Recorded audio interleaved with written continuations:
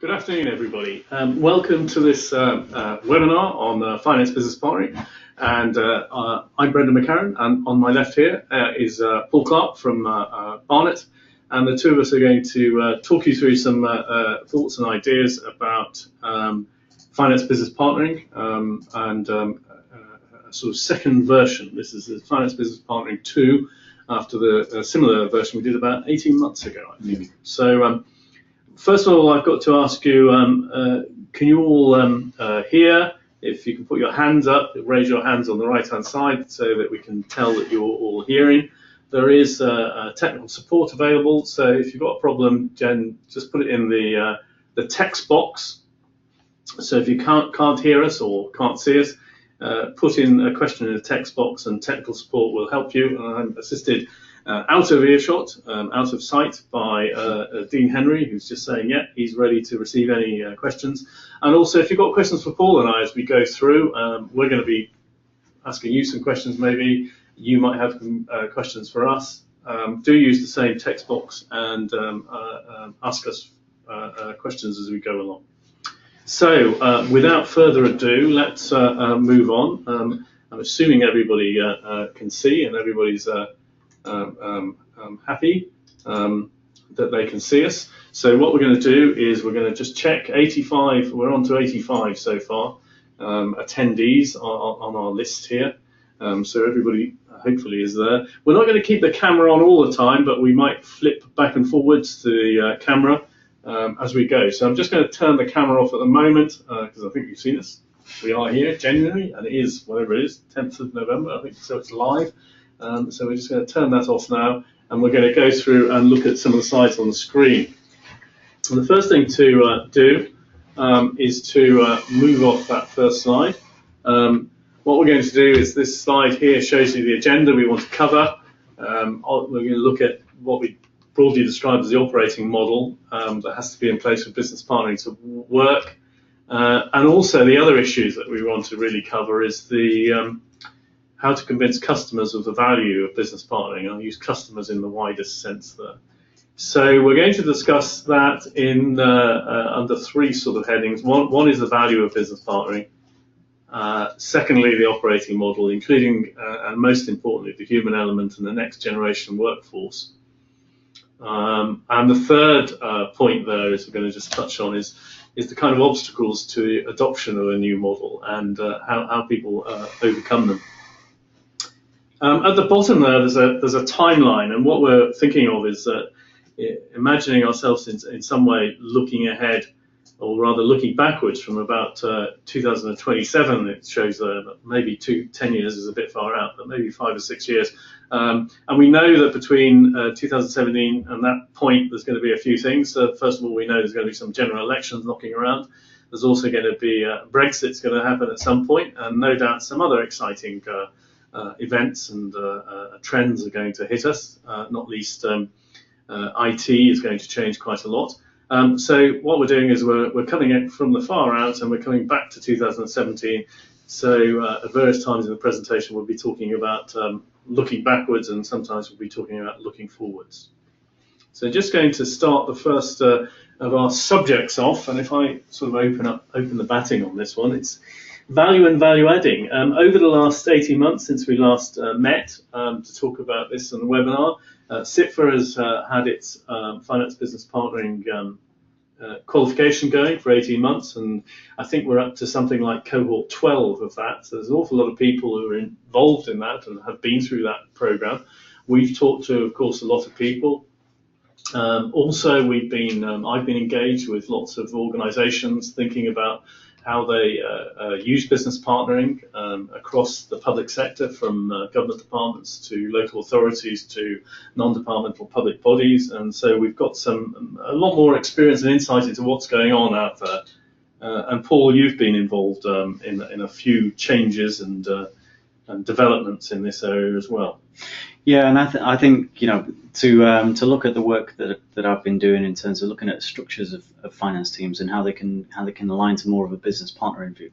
We're always talking about value, drivers of value, value adding, etc. But I think it is really important to actually define what it is, and I think it can be different across different industries. So finance business partner is a way of working, but actually when you look at what they're trying to deliver, you look at what a local authority finance business partners believes, what the definition of value is.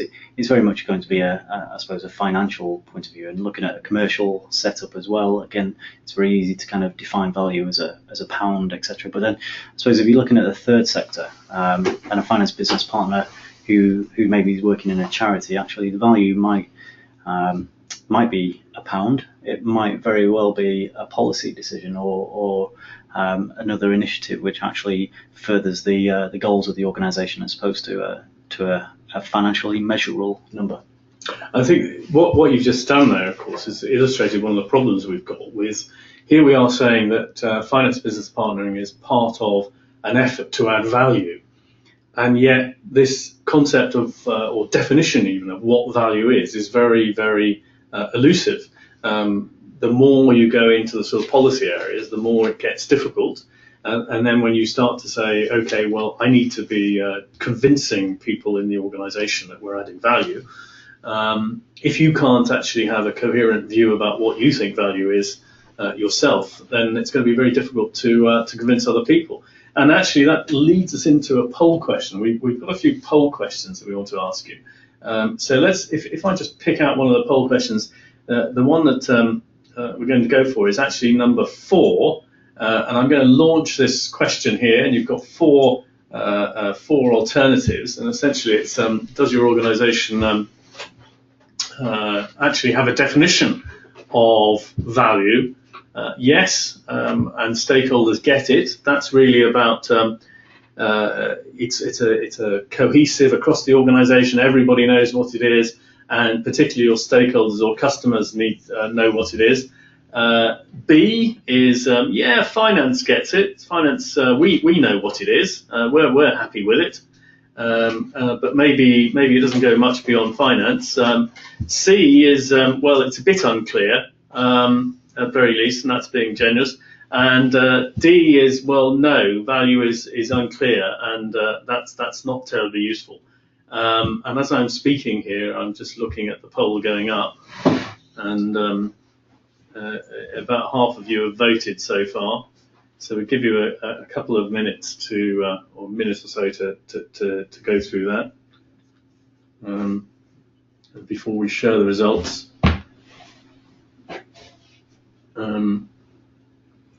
It's not going to be a great shock to you to know that very few people say yes. We know we definitely have a definition.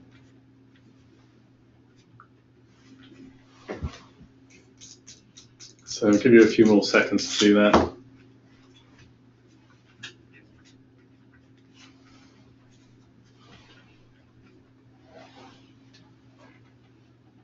Okay, so 84% of you who voted, and I'm assuming that means there's 15% of you who are asleep. So what I'm going to do is just close the poll now, and then what I'm going to do is share the results with you, just so you can see what those results are. So you should be able now to see the results on your screen, and I can see a splendid bar chart there that we've got. That you've got, and you can see that as you can imagine, not very many people think that the shareholders get it. A quarter of you're pretty happy that the finance gets it. So if we added that 27% to 9%, that's 36%. So that's over a third. We're not doing too badly, and of course that means 2/3 of us have a bit of a problem here, because we're trying to flog something to people which we can't do, so which we can't actually define ourselves. So that actually is the reason for asking that question is that's the kind of loaded question, because here we are looking out from 2007 to 27 and saying, I hope we'll be able to demonstrate value, but in 2017, actually 2/3 of us are not quite clear about what the value is. And the second point that made on this slide is if we're going to actually be delivering value, that means that we've got to be pretty good at working out what the drivers of value are in our organizations. And hopefully in 2027 we have the IT insight and the analytics that can do that. But at the moment there's a bit of a problem. Well, let's move on from value adding for the moment and move to an analysis that was done this year by Ernst & Young. Paul, this is an interesting chart. Can you talk us through it? Yeah, I think actually what this does is it's really useful to crystallize what we've been saying since we did this at a conference together back in July. We're talking about the future of the finance role, and what this is essentially saying is that the role and the size and the shape of what finance is doing is obviously changing. An overall kind of reduction as that kind of shows in terms of the effort is happening. That's not just a continuation of austerity or whatever. Actually, this is technology that's driving efficiencies and driving a route to actually a different way of operating for finance. So it's going to be smaller, but with a high proportion of higher skilled people. If you look at, I suppose, robotic processes, and by that I don't mean physical robots all the time. It could be artificial intelligence, machine learning, etc. Taking away a lot of the day-to-day tasks that finance had done in the past. I think as well, looking at the other elements of this graph show that at the moment, or finance 3.0 as EY call it, a lot of effort is spent protecting value, reporting the past, doing your budget monitoring, looking at what's happened rather than actually having an insight and creating value in the future, and looking to them what's happening in the future. That becomes much more even, and I'd probably argue actually protecting value is done automatically within the machines. You look at you look at e-auditing and all sorts, and actually the things that protect value are just going to be built into the system, and actually finance staff will be creating value. And the final element of this as well is looking at the stakeholders. So at the moment, accountants talk to accountants and produce a report, which sometimes means things, sometimes it doesn't. Actually, the role of finance is to interact with everyone in the wider system, internally, externally. Your goal is to drive the organisation forward, not to produce a nice spreadsheet. I think that the interesting thing here is that there's a code word which I suppose that our friends at EY have put there, which is effort in effort. I would say that those axes on the graph there actually are not necessarily effort. The number of bodies are going to be involved. The amount of human beings involved is probably going to drop as well. We need to remind ourselves of that. So there is a change in the way that things are going to happen, we think. One of the questions around change, and again, I'm going to ask Paul to talk us through this, is this issue about, well, how do we know that we are delivering value? How do we measure that value? Yeah, I think if you look at the role of a traditional accountant and actually how you'd measure those performances, it's very much producing widgets. It's doing things. It's having meetings with budget holders. It's producing analysis, etc. And actually, if you're looking at changing fundamentally from an outputs based to actually an impact based service, the measurement is very different. If you look at the left hand side of the screen here, what this shows you is what Microsoft have been looking at in terms of their financial forecast. So the middle column is essentially the forecast that the CFO came up with, or the CFO's team came up with, and the variance to actually what happened. And then if you look at the right hand column, that's actually what the machines did in terms of the financial forecast. So what Microsoft is saying there is that their machine learning is more accurate than humans for doing the financial forecast.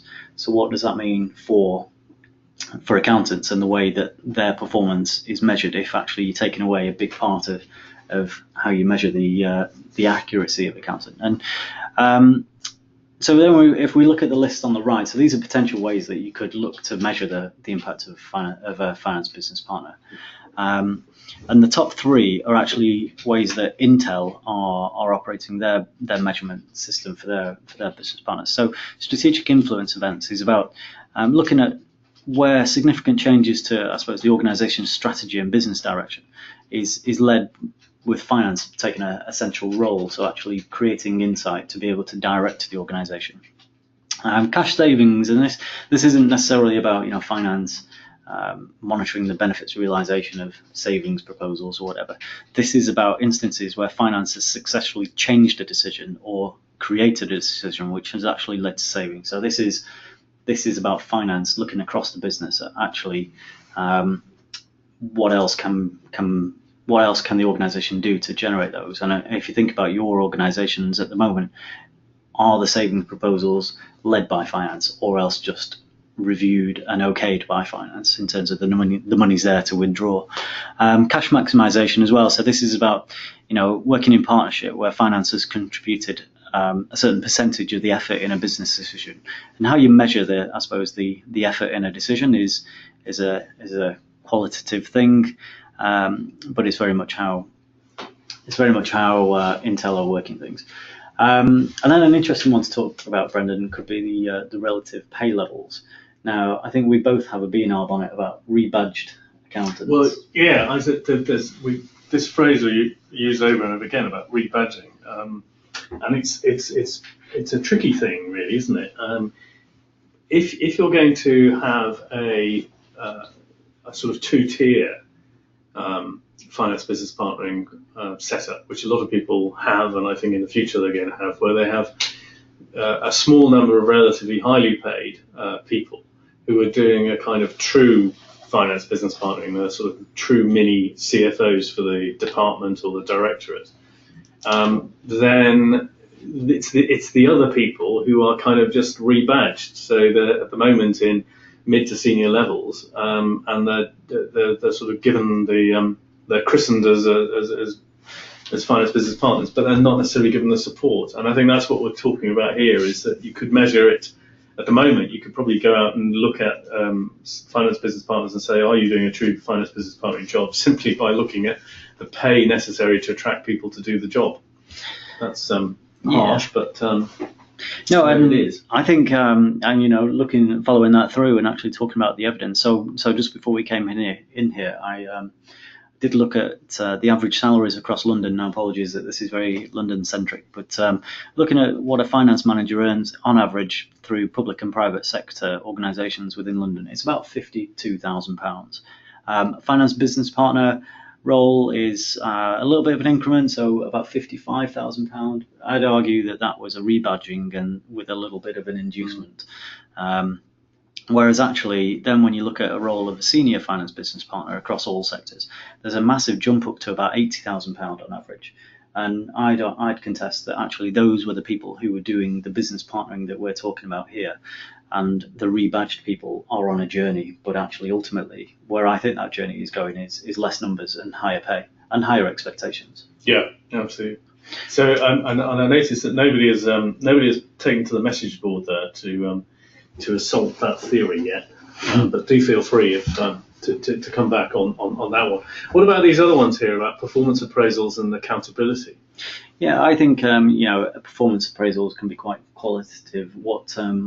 What we really need to do is create ways where we can measure the impact of people in a clear way, which is, I suppose, away from challenge. And actually a good way of doing that is 360-degree reviews, because if everyone's saying this post, this person, this role isn't adding value, then there's no getting away from that. But actually, if the 360-degree reviews produce other responses, so your budget holders, your chief exec, etc., might really love the finance business partner function, but maybe the line manager, the CFO, might not love it as much, because there's a traditional view of looking at things going native, but actually it raises the question: is going native actually a good or a bad thing?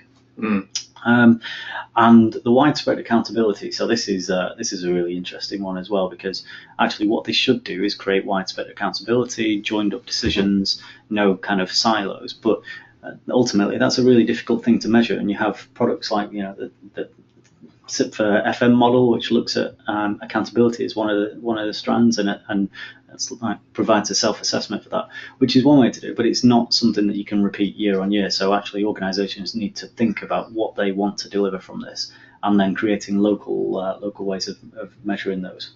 What you remind me of is that when we get to the operating model, is that one of the issues is about the governance arrangements for finance business partnering, and who has responsibility and who has, or accountability, or whatever you want to put it, for making decisions and supporting decisions and the like, which is often not very clear. So do finance business partners stay, as it were, in a place where they're giving advice but they're never ever making decisions? Do they help decision makers a bit more? Do they just provide information? All those sorts of questions need to be resolved, really. So if we just move on, because I think we can build on this idea about performance. And what we'll do is we'll look at a sort of a model here about how you measure performance, which starts off with a finance's vision in general. Yeah. So in order to in order to understand how we can measure and what we actually want to measure, we need to look at what we want to achieve. So we'll have a vision of the finance function, and whether that's a centralized function or whatever is, I suppose, essentially irrelevant. What do we want finance professionals to achieve? And that will be very much in line with helping the organization to achieve what it wants to achieve. We then look at the values and the culture, and I'm thinking specifically within the finance ecosystem here. So they'd be very much in line with the organization's culture, etc. But how do the leaders within a finance function shape in terms of what we want to achieve? And then following on from that, we'd have the individual objectives, which are essentially helping us achieve what we need to do in the vision by delivering through the values and the culture. So to explain what that kind of could mean in terms of a live model. So again, if I go back to the Microsoft vision, their overall vision for finance is the finance will have impact on the organization. So how can everything that they work is about doing something that impacts. In terms of the values and culture, it's very much about sharing, about standardization and best practice. So you don't have pockets of good practice within the organization, but overall everyone else is suffering. This is about worldwide, how do they share their best practice? And then in terms of what that means for individual objectives, so again, being impact driven, so everything they are trying to do is about, the bread and butter of high performing finance business partners is how do they impact through driving decisions, etc. Second element is about creating insight and certainty that led towards kind of a decision. This is about the use of systems and technology, reducing admin to get to actually the crucial element of what actually matters and explaining trends. Then we've got simplifying the complex. So how many times have you been talking to a budget holder who just doesn't get what you're trying to do? And it's probably because you're talking in finance specific speech, and what you really need to be doing there is coming up with a cartoon version of the truth, not a technical dissertation. Just giving the information to be able to kind of provide that simplicity. And then absolutely, it's about less collecting and compiling data and more about the insight. And technology and data is crucial. And actually, collating shouldn't exist. Investigating, correlating, researching, testing, talking, looking at outwards, etc. is exactly where finance professionals should be, and not compiling.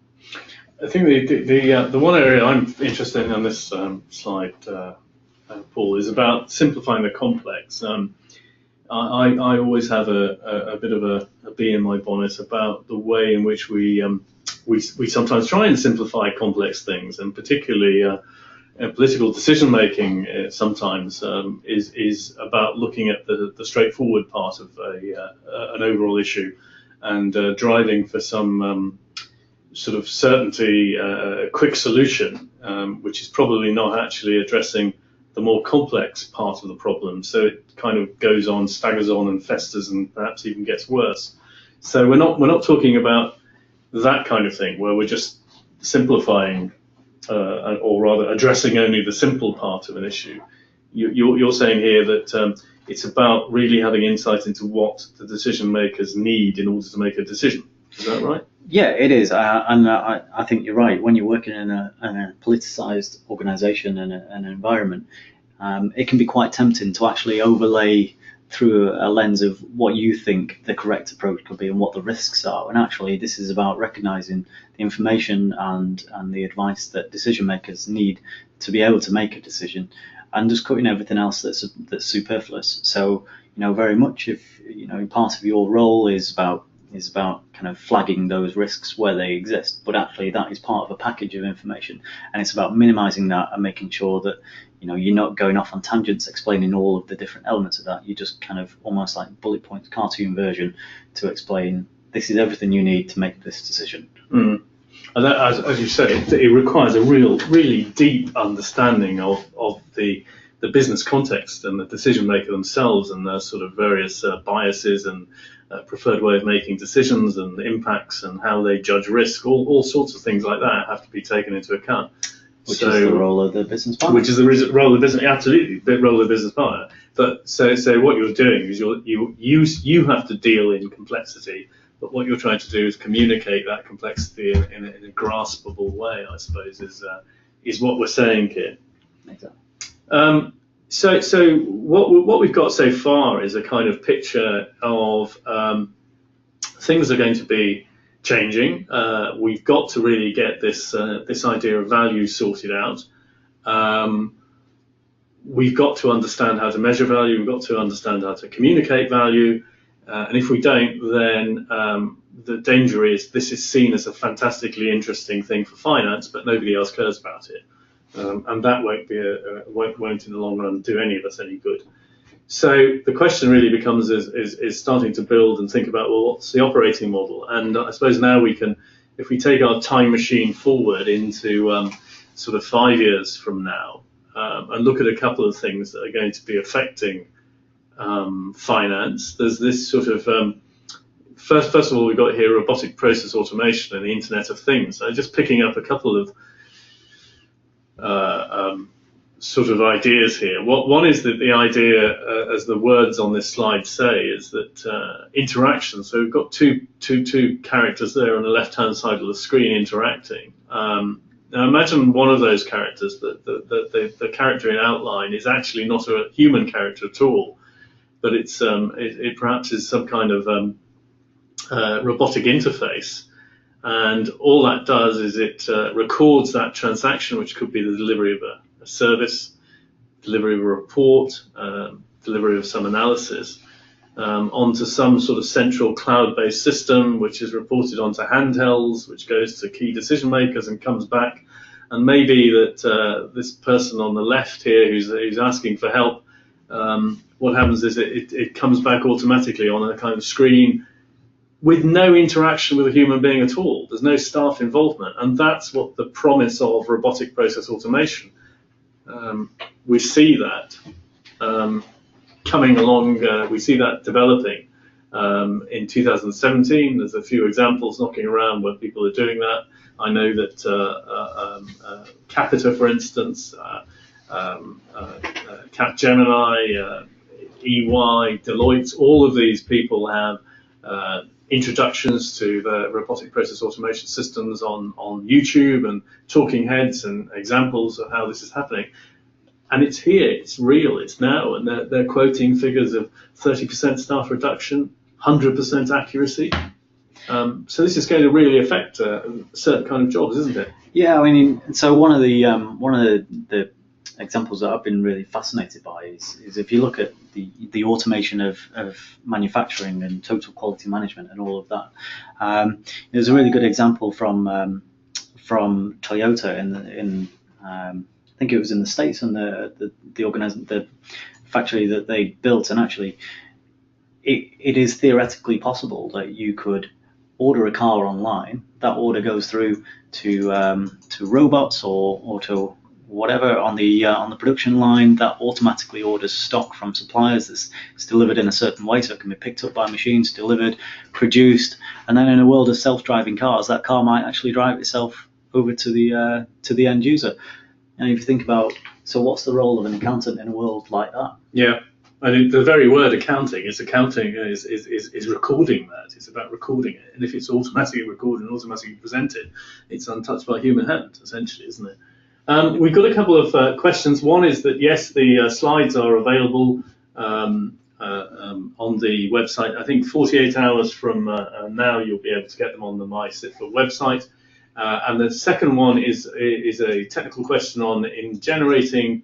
If I can just excuse me a moment while I just bring it up. Generation of cash savings proposed by finance needs to be a cultural change, as services can be very protective, believing that outside professionals can have service ideas, etc.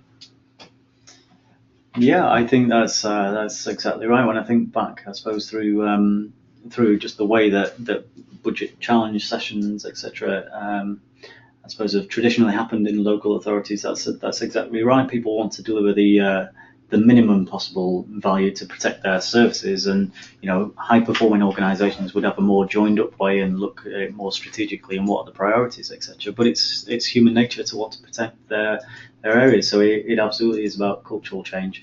And we're going to come on to a little bit as well about whole system design, which will probably we'll be able to kind of feed that point in.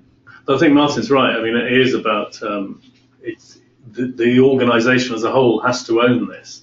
If the organisation as a whole doesn't own it, then you're still going to get this natural problem. And it goes back to, if you don't have a clear definition of what value is, then each organisation or each part of the organisation can have its own view, and you end up with this dogfighting over cash savings and indeed over prioritisation of investment and the like. So at the moment, you could say that, just sticking with what we've got on the screen at the moment, that the simple replacement of potentially lots of people in a system, in the kind of system Paul has just taken us through, that's available now. Those systems are being marketed now. Even you can download freeware, or what they call community versions of these things, onto very cheap laptops, which have full functionality that enables you to do it yourself, which is extraordinary. It even has the APIs to talk to your major systems. And that's available now. What's slightly further forward, if you like, is what we put under the heading here of expert systems. I think if we were talking in 2027, so 10 years from now, this is the big thing. This is the thing that Elon Musk is getting exercised about, and they talk about it technically as the singularity, which is, I think, a phrase that comes from William Gibson, who wrote the Blade Runner, or wrote the book that the Blade Runner's based on. But his point was that it's coming together of all sorts of technology that's going to be very, very clever indeed. And if you were talking in 2017, you'd say 2027 rather, you'd be saying these clever systems, these expert systems, which give you real insight into what drives value in an organisation, essentially will, as it says there, replace traditional accountants. We can define later on what we think traditional accountants is. But you can see this is true, because if you go and look at what's happening in law at the moment, and this is 2017, look at what's happening in law. Those of you who were at the SITFA conference, not this year but last year, may remember there was a presentation by a guy called Richard Susskind, and he was talking about one of the big law firms which was doing an experiment which was financed, I'm just trying to remember who was financed by, an English billionaire, essentially, and this chap had financed an experiment with a big law firm at Oxford University, robotics laboratory, to essentially replace lots of mid-level legal jobs in financial disclosure. Now the point is that that's all very well, and it worked quite well, and I think one of the company was Slaughter and May, which is a big company. The tricky bit there is okay, well, now you've got rid of a whole strata of lawyers. Where are your next junior partners going to come from? Where are your next senior partners going to come from? So that's going to be a problem for us as well, I think. Where are our future senior finance business partners going to come from if the rebadging type jobs are going to be taken over by expert systems, and even actually some of the strategic jobs? As it says there, and the logo on this slide is the IBM Watson system. And again, I encourage you to go and have a quick look at what IBM Watson is saying it's capable of doing at the moment. In fact, IBM Watson is not one thing; it's a series of learning systems. But what this does and what this advertises is something that learns at scale. It learns a whole body of knowledge. It could learn the whole CITFA syllabus and then apply all the knowledge of all the accountants who've ever, written anything in a magazine about how to apply accountancy, any of the codes of practice. It could apply that knowledge now, and you could ask it questions. Thank heavens it doesn't talk yet, but that's. Or present webinars. Or present webinars, yeah, absolutely, indeed, yeah. They say no in about 20 different types of language. But that's really the bigger one. I think that at the moment, robotic process engineering, we've been edging towards using bots for a while, but you can see this, the potential for this sort of stuff.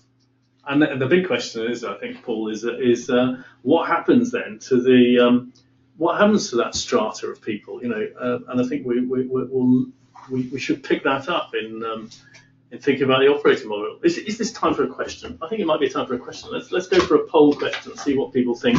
And if I just look at the poll questions, and we've got a question here, is that which I'm just trying to pick up my poll question, and I'm going to need my own technical help now on poll. We've shared that one.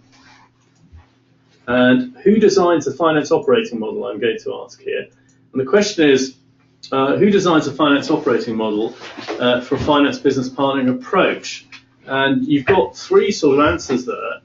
Finance only, that's to say the finance department only, finance with a bit of corporate stakeholders, or the corporate leads. And what we're getting is finance only, that's fine. Yeah. Overwhelmingly so far, it's finance with some corporate stakeholders, so there's consultation there. And we'll give you a few minutes to work on it. You're very quick on these the voting patterns.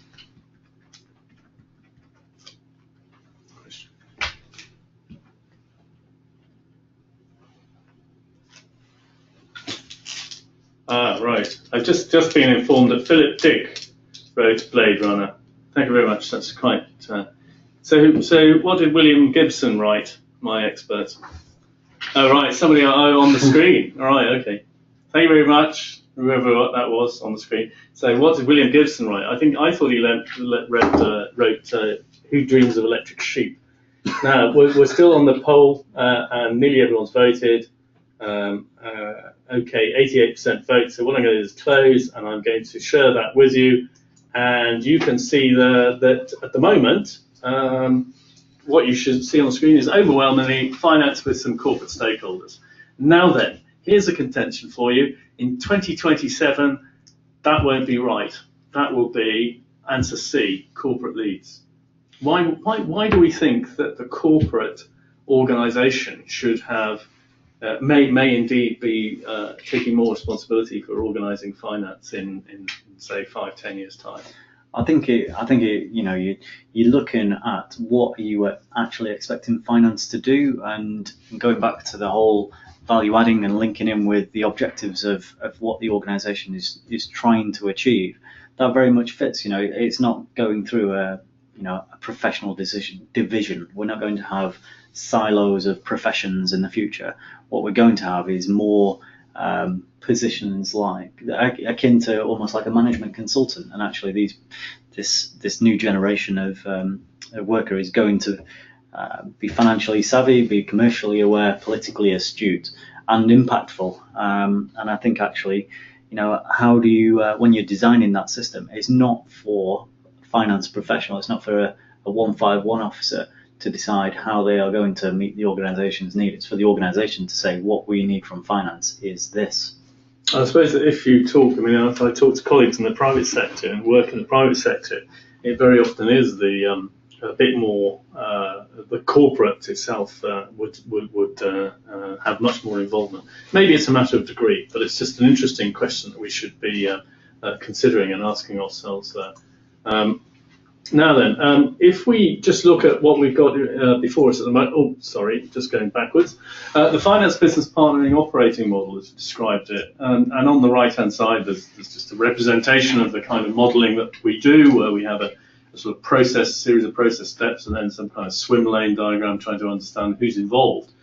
So no matter what kind of way you think, way you model, one of the things I think we see is a move away from a one size, or we're going to see is a move away from one size fits all. So we're going to have a much more tailored approach. And I don't know what you think about that, Paul. Why is it we're moving away from the Model T to a more tailored approach? What's the use of that? I think I'll kind of bring in a couple of points here. One of them involving a question that we just had in. And I think you look at a tailored risk-based model. How many finance teams, how many accountancy teams actually have a finance business partner allocated to them? And that's just a one-size-fits-all model. It's not actually matching the strengths of the various areas. And this is where we need to be getting to, is a more flexible and appropriate model. So risk areas of the organization, or growth areas, or areas where the skills are most needed. That's where we need to align the new resources in the new way of looking at things. And areas that are self-sufficient can be left to be self-sufficient. One of the questions that we've had in as well is about looking through if an organization is designing a system and it's quite, I suppose, nebulous. How are we actually delivering the Section 151 responsibilities? Yeah. Brendan, do you? Well, Veronica, I think that's a very good point, and that's why we're holding it to this point, because it goes back to this second bullet point down, is your risk-based knowledge. And you may recall that anyone who watched the webinar which I did with Sean Nolan a couple of months ago, when we were looking at, and his phrase was being much more savvy about risk management, and that's really about how you perform the 151 role. So there's one aspect of it is about rethinking your sort of risk exception, your risk appetite, as it were, as a 151 officer. The other point, actually, Veronica, and everybody, is about if you've got much cleverer IT that is doing quite a lot of the traditional kind of making sure that you're spending public money in the right way as it should be spent. And that is, for instance, one technology that some of you may have heard of, I'm sure you've heard of, is blockchain, which is promising to eliminate audit. The great cry is, and it's a sort of chorus everyone comes up with, is real-time audit, because the information will always be there, and it will always be accurate, and it will always be complete, and it will always be up to date. So actually, in a way, it answers itself, because if all that is happening, then the Section 141 officer, in a way, has got more time, potentially, need to spend on more cerebral things and more value-adding things. So it's going to affect the way that 151 officers work as well.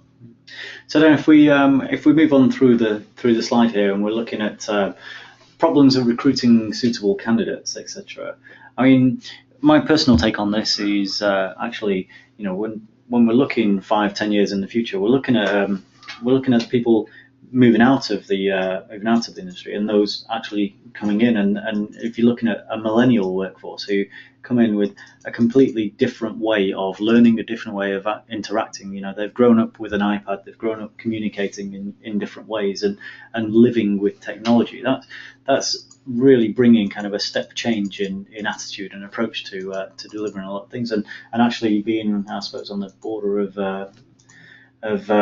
different generations of work. I like to think that I'm quite tech savvy, but actually, put me behind a 16-year-old just leaving school with all of the kit in his bag, and I'm probably a few steps behind in technology, which I suppose then you kind of amplify that through finance business partnering, and actually how you interacting and becoming changing role to actually looking at the final bullet point there about data scientists, analysts, and decision coaching, and very much data scientist is the sexy word on the street in terms of the future impact on organisations. It is. I think that's you're increasingly seeing those jobs coming up, and two things I just got to say about that question. I realised it was Martin Stevens came out with that question. Sorry, not Veronica. And the other thing is that we have an observation here that someone's saying there are more and more finance business partner roles in the NHS, but in actual fact we're just working as a senior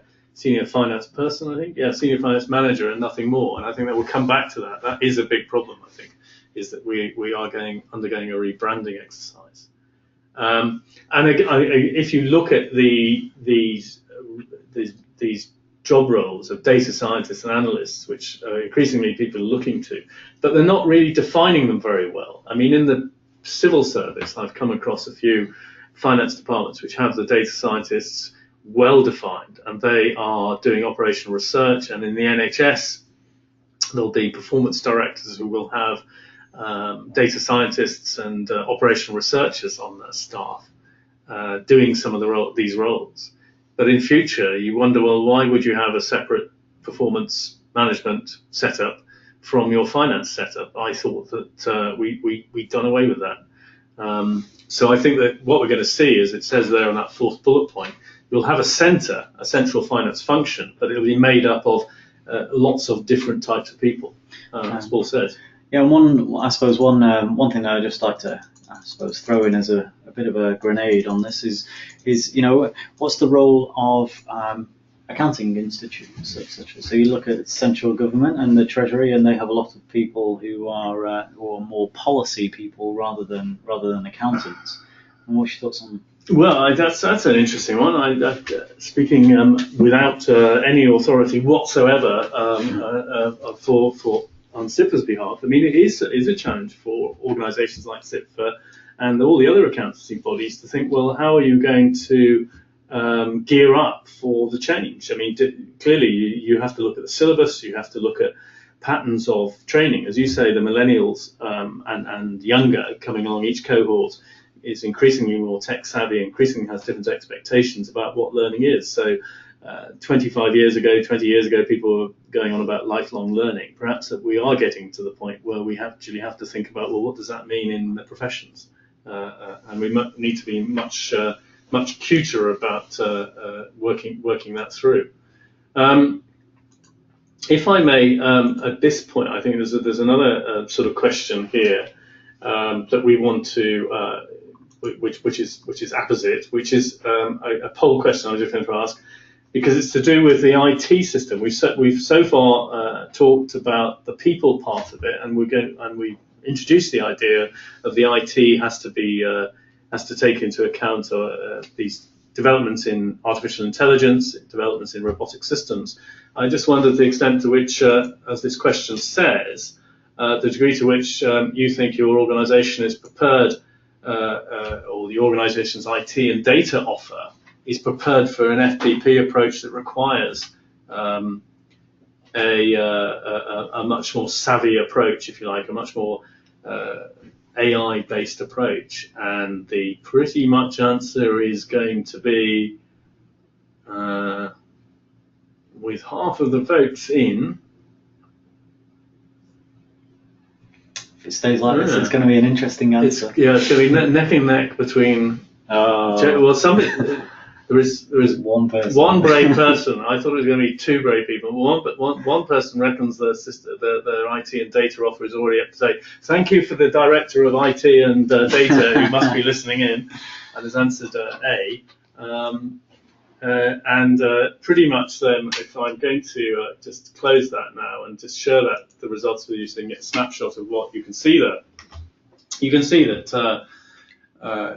over half of you, 56%, say in the process of changing, and but there's a substantial chunk there, 43%, saying it's not operating well, not changing, and that's going to be a real problem. And one question I'd have for the 56% as well is, do they know what it's changing to? Because I think since I entered the industry, IT has always been changing, and it doesn't feel like we've actually arrived. Yeah, that's a good point. And going back to the conference when we spoke on the platform there was a guy who was talking about the fact that when you bring in a big enterprise resource planning system, you're essentially stepping 15 years into the future, because you only replace one every 15 years or so. And the last one you replaced is 15 years old. So suddenly what you're doing is you're you're sucking in all the development over the last 15 years and all the speculation about what's going to happen over the next 15 years. So it's these big changes are interesting changes, and whether or not they're the right changes, we're not sure. So that does bring us back in a way to sort of, if we're just sort of now getting to the end of what we wanted to talk about, the human element again. And there's our picture here of our badge, and you can imagine the reason it's got Neil Armstrong on it, the first man on the moon. Imagine that you were in an interview panel in NASA in 1960, and you get this character comes up and says, "What's your name?" He says, "I'm Neil Armstrong." "Splendid. Well, you can be an astronaut." And Neil said, "Oh, thank you very much." And then you turn to the next person and you start interviewing them for another position. And Neil Armstrong then grabs your arm and says, "Well, excuse me, what does being an astronaut mean?" And you say, "Well, it means you've got to get to the moon within 10 years because the president has said so." And he says, "Well, what about the rocket? What about mission control?" He said, "Oh, no, you've got your badge. You're now the astronaut." And that's what we mean about rebadging. And I think that many people who are hurt by the rebadging are hurt because all they've done is received a badge saying they're a finance business partner.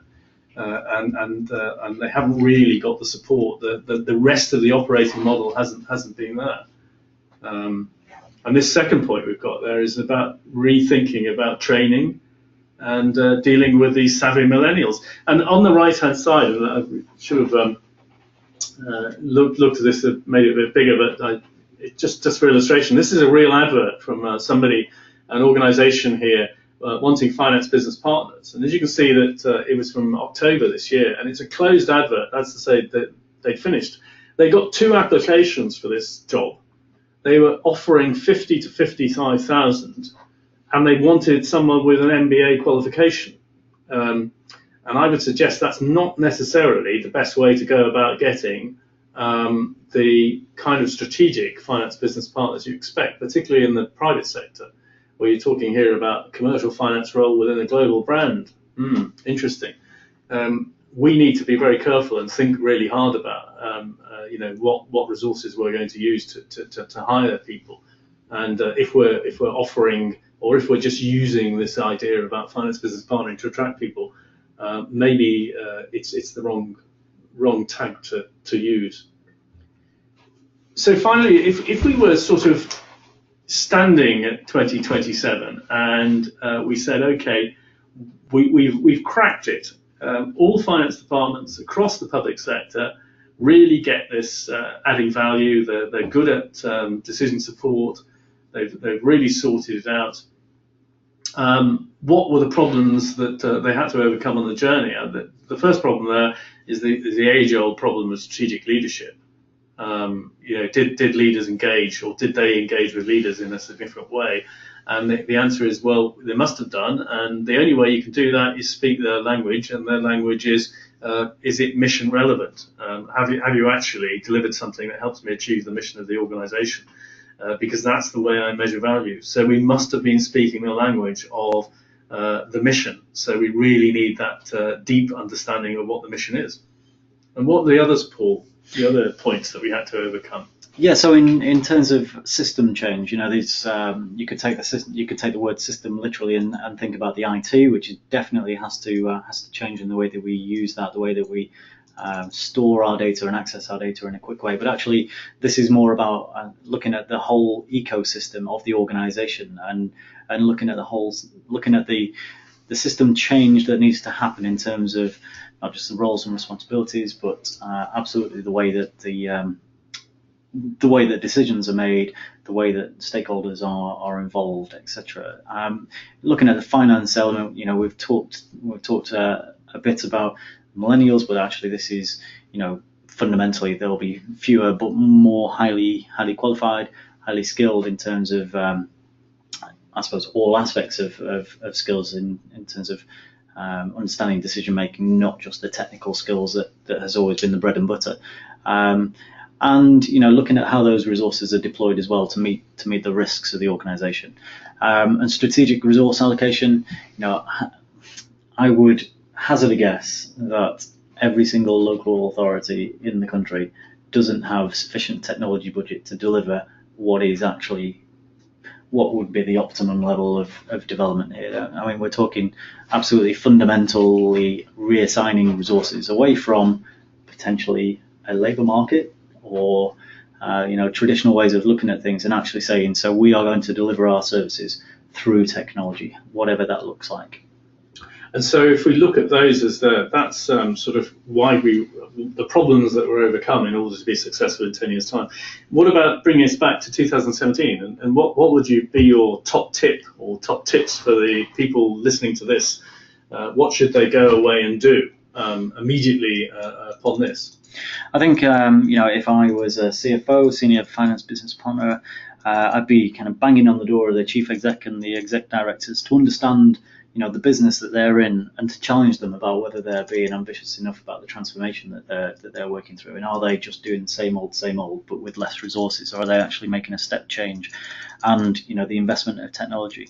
And I'd start to design my service around it. So I'd be looking absolutely towards the next generation of workers. So I'd be looking to try and bring in data scientists, analysts, and then a number of really high level people to really make those business decisions go through, and stop rebadging, and I suppose look at the performance management. How are we assessing the performance of business partners, and looking at the critical decisions that they've taken, and coaching those to actually be the model for the future.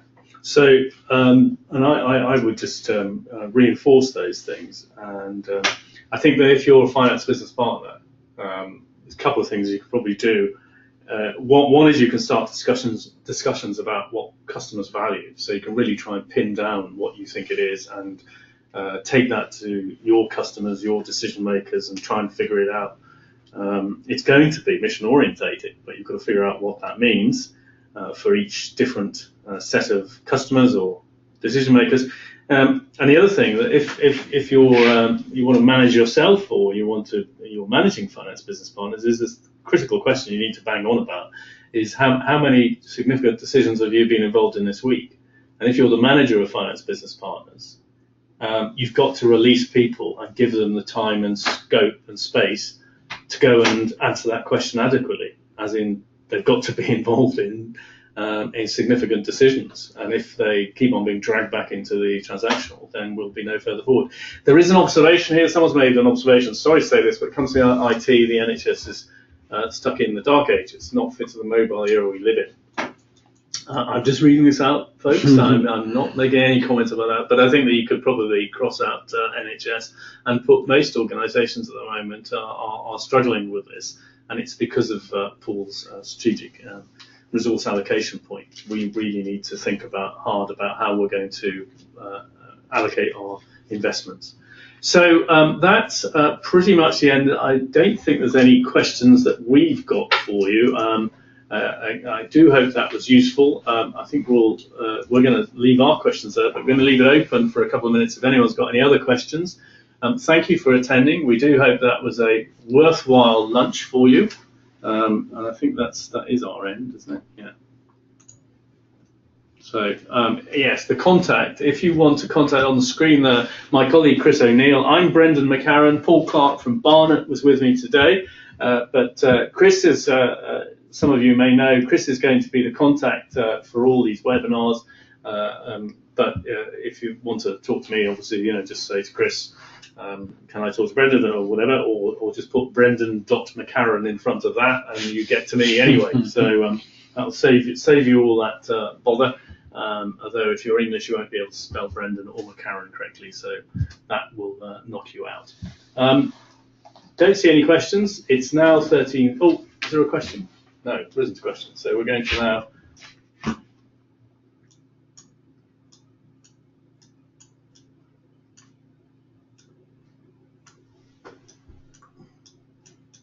Will the topic be explored yes, in the future? Yeah, I no doubt, Julian, we will go. This will run and run, and this is different what I was expecting. Sorry about that, Joanne, but it was very stimulating. Hold on to what? We're not sure what we're holding on to. Yes, we are circulating the slides. I think we've got all the other questions covered. Yes, Philip K. Dick, thank you. That's That's it. Okay. I think we've done everything. No more new questions, other than the ones we've done. And Paul, you got a special thank you there. I didn't get a thank you there. That's it's a former colleague. Thanks, Justine. Okay, that's it. That'll explain it. I was just getting bitter and twisted. Right, thank you very much, and goodbye to you all. So we're going to close now.